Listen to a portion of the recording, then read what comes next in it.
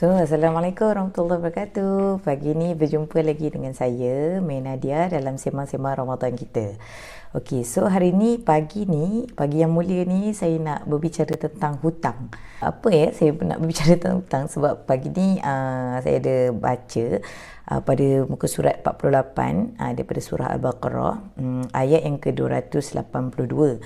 Ada diceritakan dengan panjang tentang hutang tau. So tiba-tiba saya dapat idea, okey, hari ni kita sembang lah macam mana dengan hutang ni nak buat kan sebenarnya. Okay, mindset yang diberikan daripada surah Al-Baqarah ni ada beberapa lah tentang hutang. Tapi sebelum tu saya nak baca dulu satu hadis tentang kriteria menjadi ahli syurga. Dengar ya. Daripada Sauban, bekas hamba Rasulullah sallallahu alaihi wasallam, dari Rasulullah sallallahu alaihi wasallam, bahawasanya baginda bersabda, barang siapa ketika rohnya berpisah dengan jasad dan ia bebas daripada 3 perkara, maka ia akan masuk syurga, iaitu sombong, qulu, iaitu khianat, dan hutang. Hadis sahih daripada hadis riwayat Ibnu Majah. Okey, nampak ya, tu kriteria menjadi ahli syurga adalah orang yang bebas hutang. Saya rasa pentinglah tips hari ni untuk kita fahami tentang hutang, apa yang kita kena buat bila kita berhutang ataupun dihutangi. Daripada surah Al-Baqarah yang saya sebutkan tadi, ayat 282, saya sebutkan je lah kan, take home message yang saya dapat adalah, pertama sekali tentang hutang ni kita kena tulis bagi orang yang berhutang dan orang yang dihutangi. Both sides. Yang kedua adalah kita kena merancangkan hutang kita ataupun plan hutang kita kerana adanya takwa kita kepada Allah SWT. Plan sama ada nak bayar ataupun plan sama ada mendapatkan hutang tu semula lah kan. Kemudiannya jangan kurangkan walaupun sedikit. Kemudiannya kalau orang yang dia kurang berakal ataupun lemah kan fikirannya, dia kena ada saksi untuk merencanakan dia punya hutang tu. Okey, kemudiannya last but not least adalah kita kena berlaku adil, dan juga kalau boleh, if seseorang daripada kita sama ada yang berhutang ataupun yang dihutangi lupa, kita kena ingatkan dan jangan bosan menuliskan hutang-hutang tersebut. Penting kan, nampak tu banyak benda. Based on that, pertama sekali saya nak bagi tips adalah macam mana nak catat hutang tu kan. Sebelum catat hutang tu lah, kita kena ada mindset dulu. Tadi bila sebut pasal ahli syurga, kita kena ada mindset bahawa kita kena kesian pada diri kita if kita mati dalam keadaan kita berhutang, dan juga orang yang berhutang dengan kita tu if dia mati dalam keadaan dia berhutang. Sebab apa? Sebab kita dan dia probably boleh terhilang satu kriteria nak masuk syurga tu. Tu satu mindset pertama.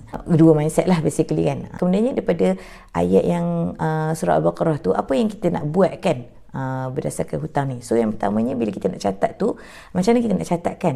Saya suggestkan untuk korang, sekarang semua ada smartphone kan, catatkan hutang-hutang korang berdasarkan apps-apps yang korang rasakan sesuai untuk mengingatkan korang tentang hutang. Contohnya macam kalau saya dan suami, kita orang guna ni apps namanya Wunderlist. Maksudnya kita boleh tuliskan apa saja yang kita nak, kemudian bila dah selesai kita tik kan. Tapi sekarang ni kami lebih selesa menggunakan Microsoft To Do. Microsoft To Do ni the best lah sebab dia boleh catatkan banyak perkara dan kita boleh buat sub dia tu. Dan kalau kita ada benda yang kita perlukan reminder, dan kita boleh letakkan reminder kat situ. Tu antara caranya untuk menulis hutang tu. Kemudiannya bila kata rencanakan hutang tu, kena ada plan lah macam mana nak selesaikan hutang tu.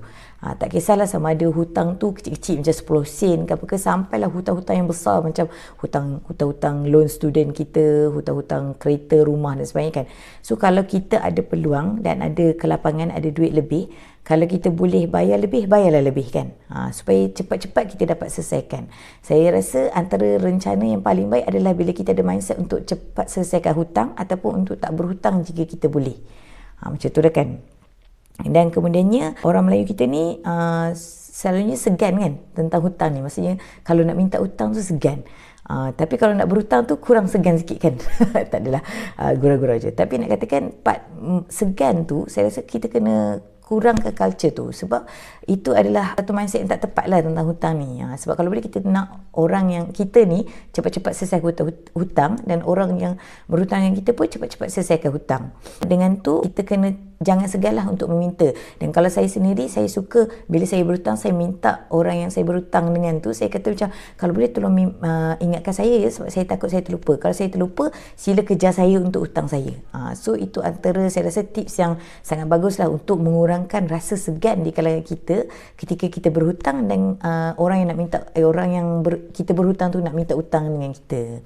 Okey, dan kemudiannya saya harap semua orang dekat sini, seperti mana yang saya dah mentionkan daripada surah Al-Baqarah 282 tu, antaranya adalah untuk kita tak bosan mencatatkan. Jangan bosan mencatatkan dan jangan bosan juga mengingatkan orang yang berhutang dengan kita tu untuk cepat-cepat membayari hutangnya. So sampai dekat tu dulu, insyaAllah harapnya tips ni bermanfaat untuk korang dan harapnya kita boleh selesaikan hutang kita dan hutang orang yang berhutang dengan kita. So Assalamualaikum warahmatullahi wabarakatuh. Tschüss.